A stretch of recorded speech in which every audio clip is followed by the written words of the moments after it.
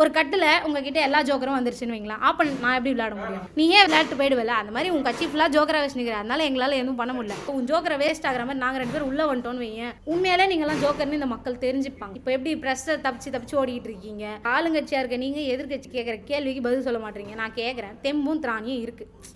4வது நாள் காலங்கத்தால பேசினேன் நீ, 3 நாள் என்னத்துக்கு? சங்கீத ஸ்வரங்கள் ஏலே கணக்கான எதுக்குப்பா இருந்த? அவன் தான் கேட்குறான்ல கேள்வி. எந்திரிச்சு on the spot mike on பண்ணி ஏஞ்சி, உனக்கு தான் சபாநாயகர் கொடுக்குறாரு, எல்லா ரைட்ஸும் கொடுக்குறாரு, கட் ஆக்ஷன் ஓகே டேக் எல்லாமே கொடுக்குறாரு. நீங்கள் பேசலாம். அதாவது ஆளே இல்லாத கடையில் டீ ஆத்திட்டு பாத்தியா எங்கள் அண்ணன் மாசுன்னு சொல்ல இவங்களால மட்டும்தான் முடியும். எங்கள் அண்ணன் பாரு பாலியல் வழக்கில் இந்த மாதிரி ஆக்ஷன் எடுத்தாருன்னு சொல்கிறதெல்லாம் இவங்களோட முக்கியம் இல்லை. எங்கள் அண்ணன் பார்த்தியா இல்லையா கண்ணாடி அவரே மூடினாரு, எங்கள் அண்ணன் பார்த்தியா இல்லையா அவரே வீடியோ எடுத்தாரு, எங்கள் அண்ணன் பார்த்தியா இல்லையா அவரே ஓடினாரு. நான் கேட்குறேன், உங்ககிட்ட தான் ஆட்சி இருக்குது, உங்ககிட்ட தான் அதிகாரம் இருக்குது. நீங்கள் நினச்சா தமிழ்நாட்டில் இருக்க மது கடைகளை ஒரே நாள் நைட்டில் உங்களால் மூட முடியும். கேட்டால் என்னன்றீங்க, அவங்கெல்லாம் பாவம், உடனே அது ட்ரக்ஸ் இல்லாமல் இருந்தாங்கன்னா அவங்கள மனநல பாதிக்கப்பட்டுருவாங்க. நான் கேட்குறேன், அப்போ இவ்வளோ நாள் குட்கா இந்த மாதிரி இதெல்லாம் யூஸ் பண்ணவங்கள ட்ரக்ஸை விடுன்னு சொல்கிறீங்களே, ஒரே நாள் நைட்டில் அவன்லாம் மட்டும் எப்படி திருந்திடுவான்? நீங்கள் ஓடின ஓட்டத்தை பார்த்து எப்படி அவன்லாம் திருந்துவான்? நீங்கள் ஓடின ஓட்டத்தை பார்த்து இவங்கெல்லாம் திருந்துறதா இருந்தால் கரூரில் மக்கள் கூடினதால தான் அந்த நிகழ்வு நடந்துச்சு.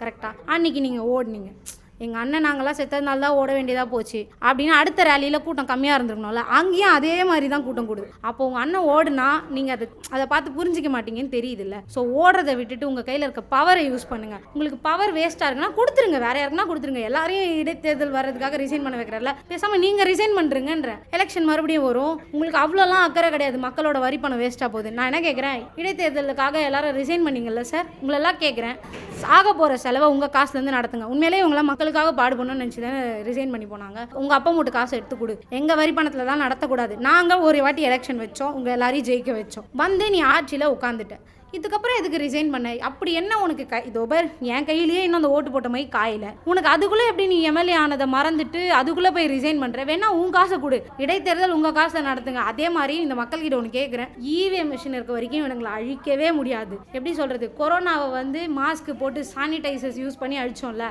அந்த மாதிரி தான் இந்த பைத்தியக்கார கூட்டத்தை அழிக்கணும்னா, இந்த கோமாளி கூட்டத்தை அழிக்கணும்னா இவிஎம் மிஷினை முதல்ல எடுக்கணும். அப்படியே வாங்க ரோட்டில் போய் பார்ப்போம். இந்த முக்கில் இருந்து 200 மீட்டர் போனீங்கனாலோ 2 கிலோமீட்டர் டிராவல் பண்ணிங்கனாலும் ஒரு சிங்கப்பெண்ணை கூட பார்க்க முடியாது. ஏன் தெரியுமா? அவங்களாம் ரீல்ஸ் போட போயிருக்காங்க. நான் இப்போ ஒரு ஃபோன் பண்ணுறேன், எனக்கு அபியூஸ் நடந்துட்டு இருக்கு வாங்கன்னு கூப்பிட்டா, இருமா ஒரே ஒரு வீடியோ மட்டும் அப்லோட் பண்ணிட்டு வந்துடும் அப்படின்ட்டு தான் வருவாங்கன்னு நினைக்கிறேன். ஃபோனே ரீச் ஆக மாட்டேங்குதுன்னு கம்ப்ளைண்ட்ஸ் இருக்குது.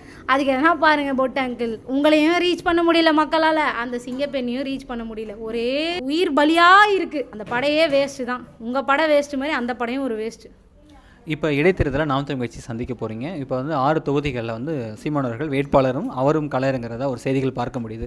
இந்த இடைத்தேர்தலில் நாம் தமிழ் கட்சி எப்படி அணுக போகிறீங்க? வெற்றி வாய்ப்புகள் எந்த அளவுக்கு இருக்குது?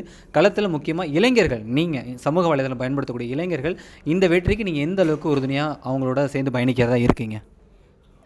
எங்களோட வெற்றி சொல்லும் நாங்கள் இந்த இடைத்தேர்தலை எப்படி வந்து பயணித்தோம், எப்படி மக்களிடையே எங்கள் கருத்தை கொண்டு சேர்த்தோன்னு. இன்னொன்று சொல்லிக்கிறேன், 6 தொகுதியில் மட்டும் இடைத்தேர்தல் வராது, அச்சு சொல்கிறேன். இன்னும் 10 பெட்டி லைனாக இருக்குது அங்கிள் வீட்டில்.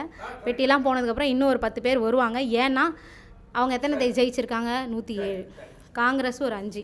அவங்களுக்கு காங்கிரஸ் வந்து அவங்க முதுகில் குத்தாதுன்னு அவங்களுக்கு நல்லா தெரியும். பேலன்ஸ் எத்தனை சீட் அவங்களுக்கு தேவை? ஏன்னா ஆல்மோஸ்ட் ஒரு 7 ஒரு 8 தேவை. இப்போ வரைக்கும் 6 தானே வந்திருக்கு. கணக்குப்படி இருக்குதா இல்லையா? கூட்டத்தில் மஞ்சள் சட்டக்காரன் 2 பேர் எஸ்ஸு, அவன் இன்னும் வரணும். வந்ததுக்கப்புறம் தான் இடைத்தேர்தலை பற்றியே யோசிக்கணும் அங்கிள். இப்போதைக்கு ஆள் சேர்த்துக்கிட்டு இருக்காங்க. இந்த ஒரு கட்டில் ஜோக்கர் 1-2 இருந்தால் பரவாயில்ல, கட்டே ஜோக்கராக இருக்குது, கேமும் விளையாட முடியல. இங்கே அவ்வளோ அறிவாளிங்க, எது கேட்டாலும் இவனுங்க தான் ஃபஸ்ட்டு, எங்கள் அண்ணன் தான் ஃபஸ்ட்டு. அமைச்சர் ஆதவர்ஜனா, உங்களை கேள்வி கேட்குறேன், உங்கள் ஃபோனில் கூகுள்னு ஒன்று இருக்கா இல்லையா? எங்கள் அண்ணன் தான் முதல்ல 3 கிலோமீட்டரா முதலமைச்சரா? அப்போது அங்கே காஷ்மீரில் ஒருத்தர் ஓடினார் 21 கிலோமீட்டர் ×7. 3×7 எவ்வளோ தெரியுமா அங்கிள்? அதானே ஸ்கூலுக்கு போனால் தான் நம்மளுக்குலாம் அதெல்லாம் தெரியறதுக்கு.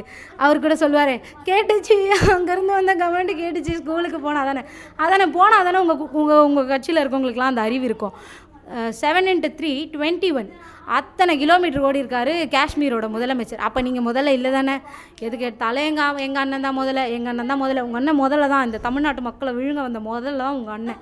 பொள்ளாச்சி சம்பவம் உங்களுக்கு ஞாபகம் இருக்கும். அதிமுக ஆட்சியில் நடந்தது. அதற்கப்புறம் இப்போ சமீபத்தில் சேலத்தில் ஒரு பிரச்சனை நடந்ததை நீங்கள் பார்த்துருப்பீங்க. ஒரு 50 பெண்கள் வந்து பாதிக்கப்பட்டதா, அதில் தாவிக கட்சியோட நிர்வாகி வந்து அதில் இருக்கிறாங்க அப்படின்னு சொல்லி ஒரு நடவடிக்கை நம்மளால் பார்க்க முடிந்தது. ஆனால் இதை பற்றின செய்திகளும் சரி, இதை பற்றின அடுத்த நடவடிக்கைகளும் எதுவுமே அதிகமாக மக்கள்கிட்ட பரவலாக பார்க்க முடியல. இதுக்கு என்ன காரணமாக இருக்கும்? ஆமாம், ஏன் அதெல்லாம் பரவலைன்னா எங்கள் அங்கிள் ஓடி இருக்காரு. கரூரில் ஆரம்பித்த ஓட்டத்தை இன்ன வரைக்கும் எங்கள் அங்கிள் ஓடுறாரு.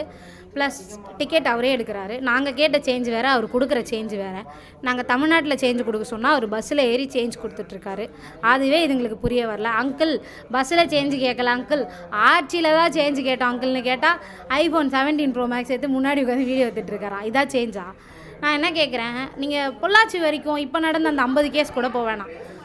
ஒரு ரீசெண்டாக ஒரு 14 days முன்னாடி இருக்கும்னு நினைக்கிறேன், இந்த கும்மிடிப்பூண்டியில் அந்த குழந்தைக்கு பாலியல் தொல்லை அந்த இது குழந்தை இறந்ததில்ல. அன்றைக்கி ஆல்மோஸ்ட் 6 கேசஸ் கிட்ட மார்னிங்லேயே பதிவாயிடுச்சு. அன்றைக்கி எங்கே இருந்தார் சிஎம் அங்கிள் தெரியுமா? அவரோட தம்பி அவரோட கூட டான்ஸ் ஆடினாங்கல்ல, அது என்ன பாட்டு, என்னமோ ஒரு சாங். சரி விடுங்க, உங்கள் படம்லாம் நான் அவ்வளோ பார்க்க மாட்டேன், உங்கள் பைத்தியம் கிடையாது தானே, அதனால எனக்கு அது ஞாபகம் இல்லை. அதனால் 3 வயது குழந்தை இறந்தது அவருக்கு பிரச்சனையாக இல்லை. சிம்ரன் கூட அன்றைக்கி ஃபோட்டோ எடுக்கணும். நெக்ஸ்ட் டே சமந்தா கூட ஃபோட்டோ எடுக்கணும். அடுத்த நாள் வேறு யார், ஷாமு, சிம்பு, இவங்கெல்லாம் தான் வந்து அவங்களாம் கோட்வேர்ட் கைஸ். அவங்களாம் ட்ரெஸ்ஸு போட்டு சுற்றிட்டு இருந்தாங்களே, பார்க்கல? ட்ரெஸ்ஸு போட்டு சுற்றினவங்களுக்கு தேங்க்ஸ் சொல்லணும்ல. இந்த 3 வயசு குழந்தைன்னா அவருக்கு ஓட்டா போட்டுச்சு கூப்பிடுறீங்க. 3 வயசு குழந்தை சேர்த்ததுக்கு அவருக்கு ஓட்டு போட்டது சிம்பு, சிம்ரன், சமந்தா, இந்த மாதிரி. இன்னொன்று, அங்கிளுக்கு எஸ்ஸில் ஸ்டார்ட் ஆகிறவங்கள தான் பிடிக்கும்னு நினைக்கிறேன். ஒரே அன்றைக்கி ஃபுல்லாக எஸ்ஸில். அன்றைக்கி எனக்கு தெரிஞ்ச அப்பாயின்மெண்ட் ஆர்டர் என்ன தெரியுமா? நம்ம முதலமைச்சருக்கு நம்ம ஜோசியக்கார் இருக்கார், அவர் என்ன தெரியுமா சொல்லியிருக்காரு அன்றைக்கி காலையில், இன்றைக்கி எஸ்ஸில் ஸ்டார்ட் ஆகிறவங்களெல்லாம் நீங்கள் நேரில் போய் பார்க்கணும் அப்படின்னு சொல்லியிருக்காரு. அதனால சிம்பு, ஷியாமு, சமந்தா, அந்த மாதிரி சிம்ரன் அப்படின்னு சுற்றிட்டு இருந்திருக்காரு. அன்றைக்கி அந்த 3 வயசு குழந்தைய பார்க்க சொல்லி அப்பாயின்மெண்ட் கொடுக்கல, அதனால் அவர் வரல. இப்போ இந்த 50 கேசஸ் கிட்டே நடந்திருக்கல. இதை கேட்டிங்கன்னு வைங்களேன், சட்டசபையில் யாராவது ஒருத்தர் ஏஞ்சி கேளுங்களேன், போன ஆட்சியை விட நாங்கள் வந்து சீக்கிரமாக நடவடிக்கை எடுத்துன்னுக்கிறோம், அது பத்தாதா அப்படின்வாங்க. நாங்கள் கேட்டது தீர்வு. எந்த மாதிரியான தீர்வுனா, இனிமேல் குற்றங்களே நடக்கக்கூடாதுன்றது தான் ஒரு தீர்வு. நல்ல சேஞ்சுனா அது. குற்றங்கள் நடக்கட்டும், நாங்கள் ஆளை பிடிச்சி உள்ளே போடுறோம், இதுதான் வந்து இப்போதைய மாற்றம். அந்த கேசஸ்க்கெல்லாம் ஒரு நல்ல தீர்வு வரணும்னா எங்கள் பெரியப்பா செந்தமிழன் சீமான் வந்து சிஎம் ஆனால் மட்டும்தான் ஒரு தோட்டாவும் அந்த நெஞ்சில் பாயும். இல்லைன்னா இப்படி தான் இருக்கும். இப்போ ஆட்சி அமைத்த தமிழக வெற்றி கழகம் வந்து பார்த்திங்கன்னா, பெண்கள் பாதுகாப்புக்காக சிங்கப்பெண் அதிரடிப்படைன்னு சொல்லி ஒன்று அலௌன்ஸ் பண்ணியிருந்தாங்க. அதை வந்து அறிவித்துட்டாங்க. நிறைய தரப்பில் பொது இடங்களில் அவங்களோட பணிகளை பார்க்க முடியுது. நீங்கள் நாம் தமிழ் கட்சியை வரவேற்கிறீங்களா? இதனால் பாலியல் குற்றங்களும் பெண்களுக்கு நடக்கிற அநீதிகள் தடுக்கப்படும் நீங்கள் நம்புறீங்களா? சரி, சிங்கப்பெண் படம் வச்சுப்போ, இத்தனை நாளாக நடந்துச்சுல கேசஸ்ஸு, அந்த குழந்தைங்களோட பாடியெல்லாம் கொடுக்குறோம். சிங்கப்பெண் படையை வச்சு உயிரை மீட்டு கொடுக்க முடியுதா கொடுங்க, அவ்வளோதான் சொல்ல முடியும். சிங்கப்பெண் படை எதுக்கு? பெண்களை பாதுகாக்க இருக்குது. செத்துட்டாங்க, முடிஞ்சால் உயிரை திரும்ப கொடுக்க முடியுமா பாருங்கள். நீங்கள் நடக்கும் போது உங்களால் தடுக்க முடியலன்னா, நடந்ததுக்கப்புறம் உயிரை திரும்ப கொடுக்க பாருங்கள். அப்போ வேணால் உங்களோட அந்த சிங்கப்பெண் படை வந்து யூஸ் ஆச்சுன்னு சொல்லலாம். இப்போ ஒன்றுமே இல்லை, அப்படியே வாங்க ரோட்டில் போய் பார்ப்போம். இந்த முக்கிலேருந்து இன்னும் ஒரு 200 மீட்டர் போனீங்கனாலோ, இல்லை ஒரு 2 கிலோமீட்டர் ட்ராவல் பண்ணிங்கனாலும் ஒரு சிங்கப்பெண்ணை கூட பார்க்க முடியாது. ஏன் தெரியுமா? அவங்களாம் ரீல்ஸ் போட போயிருக்காங்க. ரீல்ஸ் போட்டு அப்லோட் ஆகி கமெண்ட் செக்ஷனில், லைக் செக்ஷன்லாம் வந்ததுக்கப்புறம், நான் இப்போ ஒரு ஃபோன் பண்ணுறேன், எனக்கு அபியூஸ் நடந்துகிட்ருக்கு வாங்கன்னு கூப்பிட்டா, இருமா ஒரே ஒரு வீடியோ மட்டும் எடுத்து அப்லோட் பண்ணிட்டு வந்துடும் அப்படின்ட்டு தான் வருவாங்கன்னு நினைக்கிறேன். ஃபோனே ரீச் ஆக மாட்டேங்குதுன்னு கம்ப்ளைண்ட்ஸ் இருக்குது. அதுக்கு எதனா பாருங்கள் பொட்டு அங்கிள், உங்களையும் ரீச் பண்ண முடியல மக்களால், அந்த சிங்கப்பெண்ணையும் ரீச் பண்ண முடியல. ஒரே உயிர் பலியாக இருக்குது, தாங்க முடியல. முடிஞ்சால் அந்த குழந்தைங்களோட உயிரை மீட்டு கொடுத்துட்டு சிங்கப்பெண்கள் படையை நீங்கள் இன்னும் சிறப்பாக வேணால் நடத்திக்கோங்க.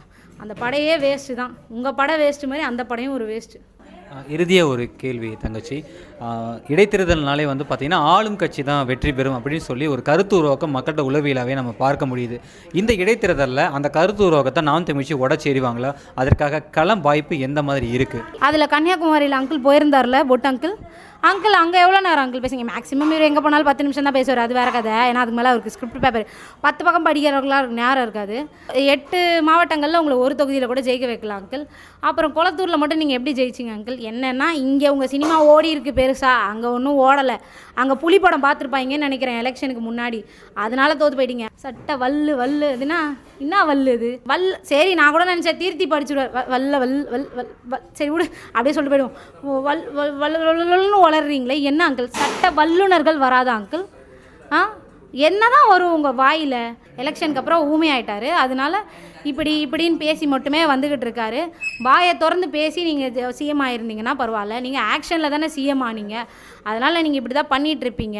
இடைத்தேர்தலில் எங்கள் பெரியப்பாவோட வெற்றி வந்து நீங்கள் சொல்கிறீங்கல்ல 70 ஆண்டு கால ஆட்சியை நாங்கள் முடிச்சு காமிச்சோன்னு, இடைத்தேர்தலில் எப்போவுமே ஆளுங்கட்சி தான் ஜெயிக்கும் அப்படின்ற அந்த ஒரு ரிமார்க் இருக்குல்ல, அதை நாங்கள் உடச்சி காமிப்போம். இடைத்தேர்தலில் ஆளுங்கட்சி ஒரு ஹேரையும் பிடுங்க முடியாதுன்னு நாங்கள் ஜெயிச்சு காமிச்சு நிரூபிப்போம்.